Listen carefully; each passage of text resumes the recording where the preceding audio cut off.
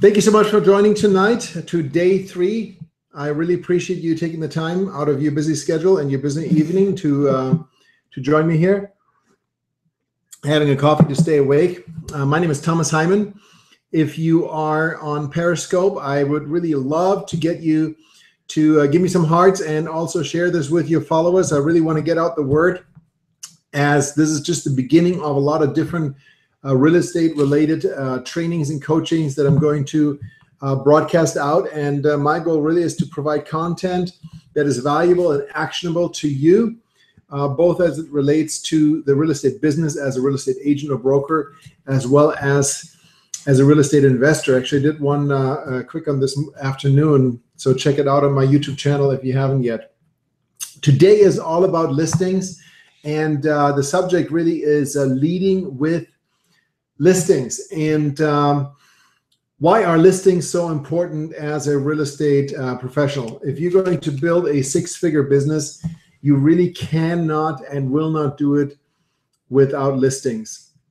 And there are a number of reasons. Listings are almost like a force multiplier. So one listing is much more than just that one transaction, whereas when you work with a buyer, that one buyer is truly just that one transaction. And there's a reason why smart team leaders don't hire listing agents to take care of all the listings so they can work with buyers. They hire buyer agents so they can take care of the buyers so they can work with sellers. So what's the why? Today we're going to talk about the why and the how of listings. And number one, listings are your calling card. And quite literally, when you have a listing, especially a home, you have a for sale sign in the yard. So that becomes your billboard. You're getting billboard space. You don't have to pay for that. If you get billboard space, someone's going to cost you a lot of money. When you take a listing, you have billboard space through that for sale sign. And please, please, please make the investment to get have your phone number on it, because you don't want to be just advertising the company. You want to be advertising yourself. So very, very important. And also, because of that factor, I really would recommend you don't go after condos in your primary marketing strategy. Of course, you're not going to say no to a condo, but you don't want to make condos your primary target, because usually with condominiums, you do not have that benefit of a billboard. Number 2, listings create credibility for you. And as a real estate agent, it's a little bit of a catch-22. When you first, the chicken and the egg, when you first start out, you're walking into a listing appointment, and unless you really have an amazing presentation that creates so much value, inevitably the seller is going to say, so what other homes have you sold around here? What other listings have you taken? And there you are as a rookie, and you really don't know what to do. And you want to be prepared for that. But of course, as you build a listing inventory, those listings will give you more credibility. You can say, I've done this one, this one, this one. So when I was working with my team, when I started out at ground zero, like I said earlier, I actually had to borrow listings to advertise. So I made it look like I had a lot of listings, but I really didn't have a single listing.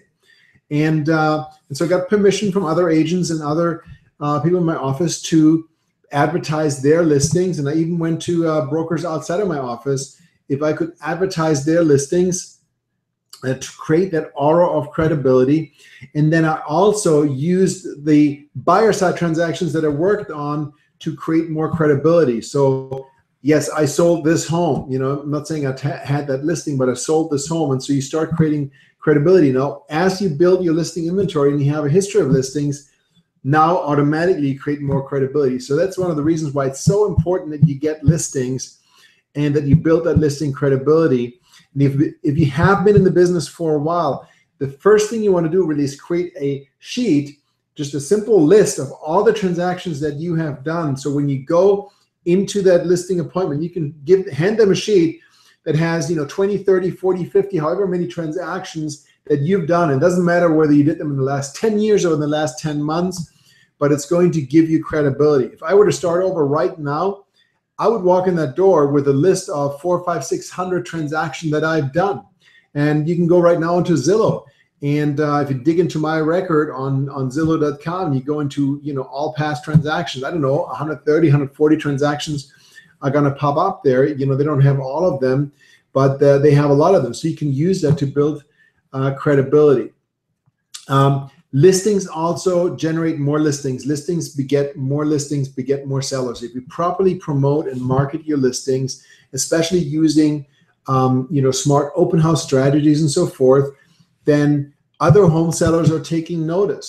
So they're seeing that what you're doing with that house down the street, and if they're interested, they're going to keep you in mind. If they like what they see you doing it with the marketing and so forth, that is going to get your foot in the door in a major way. So number 3, listings generate more sellers. Listings beget more listings. Of course, listings also create buyers. And I found in my practice that for every listing that I took, I ended up doing 2 deals, the listing one and one more buyer that is somehow picked up. You get a open house lead and they end up buying something else, of course, or you have your online marketing, or back in the day, the magazine advertising. So listings also become a powerful tool to generate buyer leads. And you want to make sure that you or your brokerage is set up with ListHub on the Pro membership to really blast out the listings to everything, that you have your feed set up into Zillow now, which is no longer part of ListHub, that you have the Realtor.com featured listings. So you want to make sure that you get as much exposure for your listings as possible, and that becomes a lead generator. And then last but not least, listings are simply smart. Listings require a lot less time for you per transaction than working with a buyer. I mean, the average buyer is going to require a lot of work on the phone, a lot of research on the properties they want to see. You got to schedule showings. You got to physically go out to showings. I don't know what the average is with your market, but let's just say for argument's sake, you look at an average of only 6 homes, okay? And you would spend half an hour on the preliminary research, showing instructions, scheduling the showings, all that stuff per listing. And it's going to take at least an hour per showing, driving there, going back, spending the time there. So you're spending an hour and a half, 2 hours minimum per property that you're showing. And if you're only showing 6, that means you're spending 6 to 9 hours, possibly more, per buyer side transaction just on the showing component.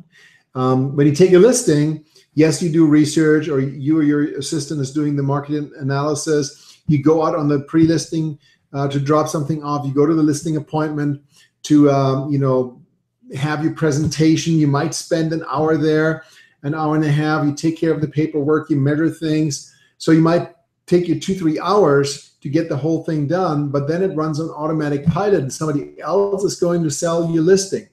Whereas with a buyer, you have to do all the work yourself. You wouldn't generate a buyer and then have somebody else sell that buyer, unless you have a team and you have buyer agents. But so listings are smart. You spend a lot less time per transaction, and somebody else ends up selling your listing 9 out of 10 times. And that just makes sense in terms of creating leverage for yourself. It's much easier to work 40 listings simultaneously. There's no way in the world that you could work with 40 buyers at the same time. It just is not humanly possible for one person to do that. You'll never be able to work with more than 2 or 3 active buyers at a given time. So listings give you a lot more leverage. So again, they're your calling card, they're your billboards. They create credibility for you. They generate more listings for you. They generate buyers for you. And listings are smart. They're time efficient. And so that is the reason why you have to lead with listings. If you're working 40, 60 hours a week and you're spending that time with 3-4 buyers, you're almost working in that vacuum with those buyers without having any of the fringe benefits that you get from a listing. And yes, you get a transaction, but you get 0 visibility, you get 0 add-on business, you get 0 exposure, and you're spending all of your time. Whereas on the listing side, you might spend that much time on the prospecting and finding the listings and getting up and running, but once they're up and running, they pretty much take care of themselves. Somebody else is selling them, so you have time to go after new transactions and respond to the buyer increase that those listings create. So you have to lead with listings. And the big challenge, of course, is to get listings, for the most part, requires an investment, it requires money. So a lot of agents get into the business and they initially start out with buyers because You can buy buyer leads. You can do some online marketing, and it doesn't cost any money, quote unquote, or not a lot of money by comparison. And new agents don't really have a budget. But then what happens is, as those new agents become more seasoned agents, they never set money aside. They don't treat their business as a business. They don't budget for marketing. And so they never get out of that rut. They're always stuck in that place where they really cannot afford to properly go after listings and build and grow their business. And it just becomes that vicious cycle. I want to talk about different strategies on how you can get listings, because it is so important. And it's really the first step as we're putting rubber to the road, so to speak, in building your six-figure business. And then we're going to give you some thoughts on what you can do if you don't have a lot of resources, if you don't have a lot of money to get started, okay? So how to get listings. The two most effective ways to get listings are expireds and direct mail farming, okay? Let's take a look at farming. You want to do smart farm area marketing. I mentioned that, I believe, yesterday. You don't want to go into a neighborhood and send out 500 cards where there's a 5% turnover at a low average price, when you could go and send out the same amount of cards, which cost you the same amount of money, in a community that has an 18% turnover and has a $300,000 or $400,000 average transaction. It just doesn't make any sense. But a lot of real estate agents, they quote unquote know an area and they think that's where they want to do their farm area marketing, and they never really start or stop to really think about what they're doing, how they're investing their money. So the first thing I would suggest on the farm area side, and that would be one of the Parthenons, one of the pillars in the Parthenon we talked about yesterday, is to investigate what are the best farm areas to go after. I'm going to do a separate training on that. And but for right now, I'm just going to tell you what I did in my business. I basically went ahead and I just took about a dozen different subdivisions that I was familiar with, and I started running the numbers. I, number one, went into the tax record. I used a system called Iris, and I figured out, okay, how many homes are in that subdivision, okay? Then I went back and I ran some reports for the last 12 months, the last year, and the year before, and the year before. I did it for 5 years, the last 5 years, how many transactions, closed sales took place in that subdivision, and what was the average transaction value on the closed sale, not the asking price, and what was the percentage of total turnover. So if there are 200 homes in the subdivision and they had 10 sales, then that would be obviously 5%. 10 sales equals 5% of 200 homes. And so I would have those percentages, and I set up a very simple Excel spreadsheet, and I plugged in a whole bunch of different, I forgot it, whether it was, a dozen or 15 or 20 different subdivisions. And you start seeing patterns, because some of them are going to have 12, 14, 16, 18% turnover. Some of them are going to have 2, 3, 4, 5% turnover. So obviously what I did then is I eliminated the low turnover subdivisions, and I focused on the ones that had the highest turnover. I was looking at a minimum of 10% turnover.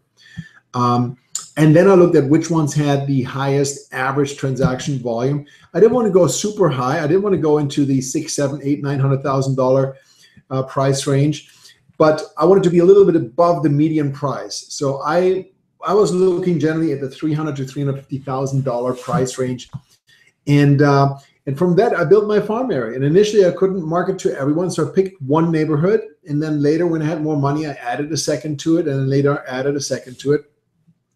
And there are two ways to basically work farm areas. One is to do direct mail campaigns yourself, where you send a mix of letters, maybe throw in a calendar magnet.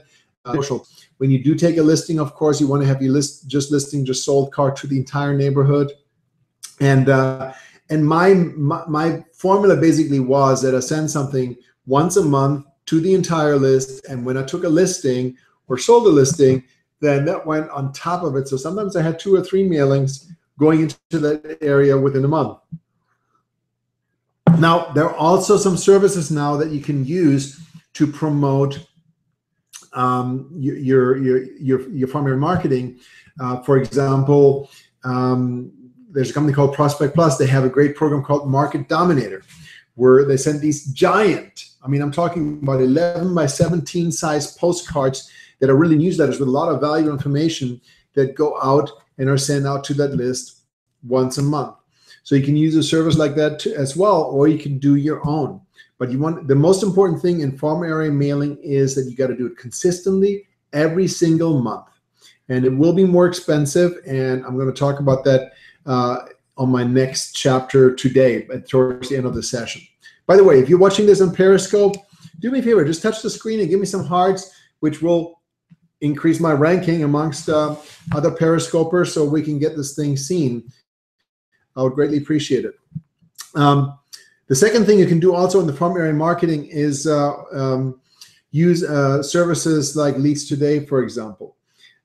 So I'm tossing out a couple of names, jot them down. Market Dominator, Google it. Leads Today is a great source.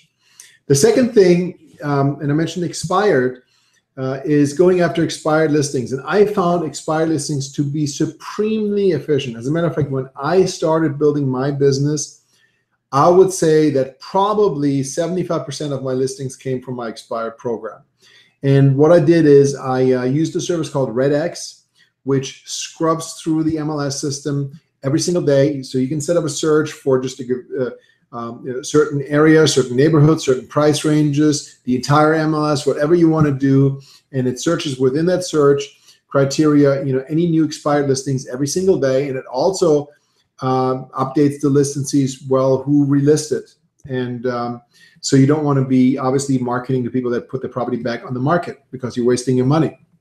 And it scrubs it against a do not call list. It synchronizes it with other databases so you get the accurate owner's mailing address and their phone number and so forth. And what I did is I put together a 6-month program, a 6-month mailing program, where I mail a letter every single week for 6 months. And I got that idea through the Craig Proctor coaching program. The envelope will be handwritten, very important. No printed envelope, just handwritten, so it looks like a personal letter. And then I would put the printed letter. I had my letterhead, and I had a different letter every week. Sometimes I put in a card or calendar magnet or something, but it was a different letter every single week. And I'll be happy to share it with you. If you want to email me, I'll send you the letters that I used, and you can adjust them and model your own program after that. And obviously it became, work, because if you have even a small area that only has 10 or 15 new expired listings a week, then, the first week you got, 10, then 20, then 30, then 40. And so after 4 or 5 months, you're sending out hundreds and hundreds of letters every week. Of course, with RedX, you can also pull out the ones that have relisted. So the numbers really worked out this way, and it's still the same thing is still true today. Probably 20% of all the listings that go expired relist right away. So these sellers already have been talking with someone else. They already know who they're going to relist it with. The rest of it, the 75 to 80% that don't list right away, I would say a third of those, or 25% overall, aren't going to relist for a long time. They're just sick of it. Maybe they just tried it. It was overpriced, whatever. But they're not going to put it back on the market within the next year. The middle part, the 50%, they will relist, but most of them are going to relist within 3 to 6 months. And when you look at the average agent doing expired marketing, they will send something out, in the first couple of weeks or maybe even the first couple of months, and then that's it. So when a listing expires, the seller will get a ton of mailings right at the beginning when the listing expires, but then it fizzles out, and you will probably be the only person left that is going to still send them something like clockwork every single week, in month 3, 4, 5, 6. So I found I probably got about a 10% result overall over time. It was very effective for me. It was very time consuming for me. Of course, when I had an assistant, I had her do the work for me at some point. But expired are a great way to get started. But you do have to map it out, because, even a small number of expireds every week is going to translate into a large number of mailings down the road. And you got to figure that each mailing will probably cost you between $1 and $2 by the time you figure the cost of envelope, letterhead, postage, et cetera, et cetera. So if you find yourself after 4 months that you're mailing 300 letters a week and they cost you $2 a piece, that's $600 a week. You better have that money to do that. Another area or great source of listings is FSBOs. And FSBOs are becoming more and more active in our market here for sure in Florida. I met an agent, quite amazing guy. His name is Bob. He is a FSBO listing machine. He used to be quite a legend with Century 21. He had hundreds of listings at any given time.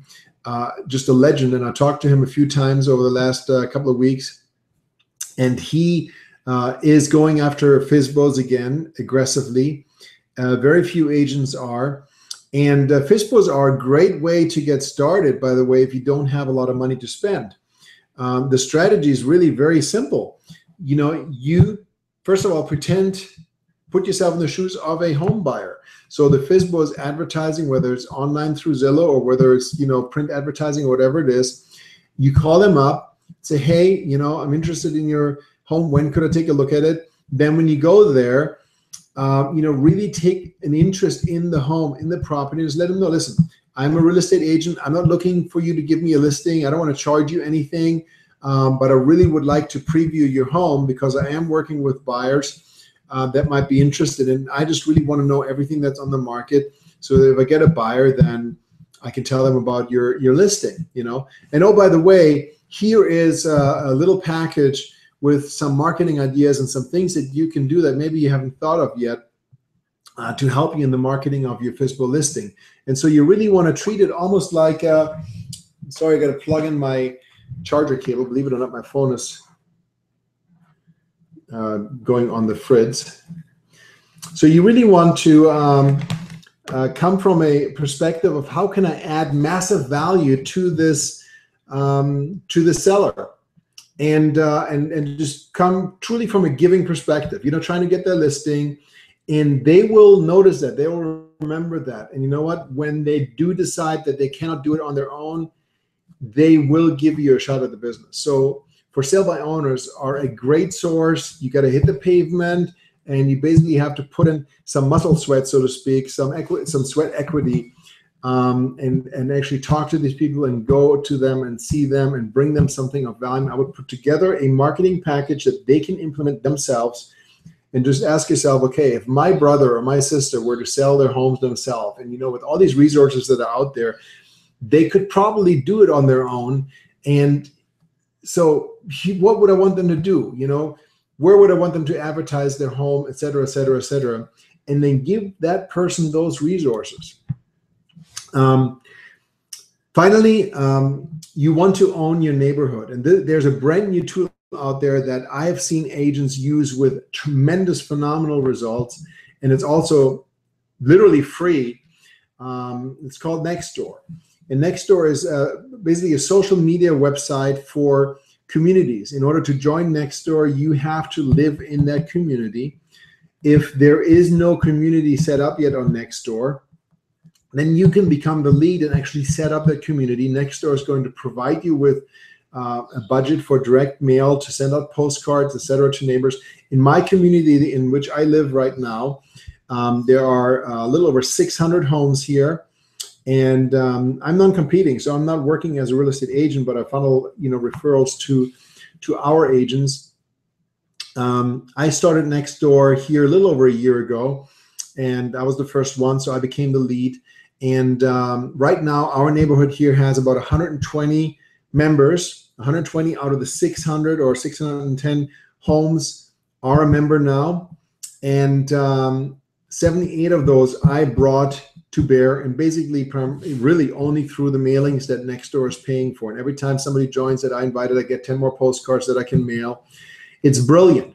And so if you're not on Nextdoor yet, you have to get on there. Number one, as a lead, so you can market it. Number two, also when you take a listing in that neighborhood, you can then promote open houses to the neighborhood, etc. It's a very, very powerful tool. And I actually have a referral code. And with that referral code, if you sign up and sponsor your Nextdoor community, you will get a $25 Amazon gift certificate, and I'll get one too. So rather than just going to the website and not getting anything, if you follow my link, you can get a $25 Amazon gift certificate, and I can get one too when you set up your community. So check it out. The link is bit.ly, so it's bit.ly/THNextDoor. So THNEXTDOOR. So again, it's bit.ly/THNextDoor, all one word. And if you follow that link, then you will receive a $25 Amazon gift certificate when you set up your Nextdoor community. It's a powerful, powerful tool, and you can promote yourself obviously as the expert. You can set up community pages. You can provide resources. You want to become the go-to person in your community, and you don't even have to own a home. Even if you're renting in a community, you can use that. So again, going down the list that we just touched on, we have smart farm area marketing, direct mail, using services like Market Dominator, Leads Today, expired listing campaigns, use RedX, absolutely highly recommended, FSBO listings, and owning your neighborhood Nextdoor. If you have zero money to start, then I would go Nextdoor and FSBOs, because those two are the least expensive way, almost free way to get started. Now let's talk about investment requirements, because you have to lead with listings, but like anything else, you got to invest some money in marketing to get a result. Now, if you have the fortune to say, you know what, I can invest $10,000 in marketing for the next 6 to 9 months until I start having money come back, that will be, of course, phenomenal. But most people aren't in that position. So you do have to set up a marketing budget. You need to ask yourself right now where you are at to build your business. How much can you afford to budget on a monthly basis to build your business? If you have to, you just need to, like Dave Ramsey says, use gazelle intensity. Cut the crap, stop the movies, stop buying the stupid stuff that doesn't help you. If you need to, free up some money, but you got to establish a marketing budget. And beyond that, I will challenge you that if you want to grow your business, you need to budget out of the money you make a percentage to go back into growth mode. And I would strongly suggest that you budget 25 to 30%, set up a separate bank account. And every time you get a commission check, you get a commission check for $5,000, put 25% or $1,250 into that account. That is your business growth bucket that you use to invest in marketing. I talk to a lot of agents. I sometimes bring them something and say, hey, here's a great tool that you can use. Let's say Leads Today, and then I get the response. It's like, okay, well, it's like $500 a month for my area. It's so expensive. Well, you know what? $500 a month is $6,000 a year, and you get that money back if you have one closing. If you get 2 closings or 3 closings, it's a huge, it's a great return. 3 closings, you're gonna more than triple your money. So you have to start to think like a business owner and investor. And so if it costs you $500 a month or $6,000 a year in something that will bring you 5 or 10 listings in return, that is a phenomenal deal in my book, okay? A phenomenal deal. Of course, initially you got to be able to consistently invest that $500 a month. So if all you have is $500 this month and next month, and then you run out of money, it's not going to do you any good. But don't prejudge marketing programs just based on the price tag. If all you got to invest is $50 a month, well, guess what? That's $600 a year. And even if it's a phenomenal investment, you're going to quadruple it. Well, you're going to get $2,400 a year back out of it. And that would be super phenomenal. I personally think if you can double your money on an investment during the initial growth mode, it's you're on the right track. You're not losing money on it. Okay, so you got to look at your investment requirements. Direct mail is obviously more expensive. If you're going to mail to a list of, let's say, 500 homes, and it's going to cost you $1 per person per month, that's $500 a month, and you're going to do that for 12 months, that's $6,000. And if that 500 homes is in an area that has a 10% turnover, so 50 homes are going to sell in out of those 500 that you're mailing to. And if you have the chance to get 2 or 3 out of those times the average commission, how much you're going to get back in return. Okay, so you really have to start looking at it from that perspective. Again, the 3 most important things I can tell you here, because otherwise you will not be able to implement any of these things, is number 1, start to think like a business owner and like an investor. So when you're going to spend money on something, what is going to be your return on investment? If you don't have a positive return on investment, then obviously don't do it. Number 2, you have to set up a budget right now up front for marketing, however little that is. You know, if all you can afford is $50 a month, then put your stick in the ground and say, okay, $50 a month, and then ask yourself, what can I do with that $50 a month? My recommendation would be probably to go after FSBOs and next door neighborhood, and maybe you know, a little bit of Facebook lead generation on the buyer side. But whatever it is, you know, determine that right now. You need to have a marketing budget. And given that people are spending $200-300 a month on cable, you know, cut the freaking cable and put that money into your business budget if you're serious about it. And then number 3, you need to set aside money every month out of your income stream to reinvest in your business. And it just has to come right off the top. And I would suggest a minimum of 25%, 30% if you can do it. So that means as you get your check, no matter how broke you are, 25% off the top goes into the side account.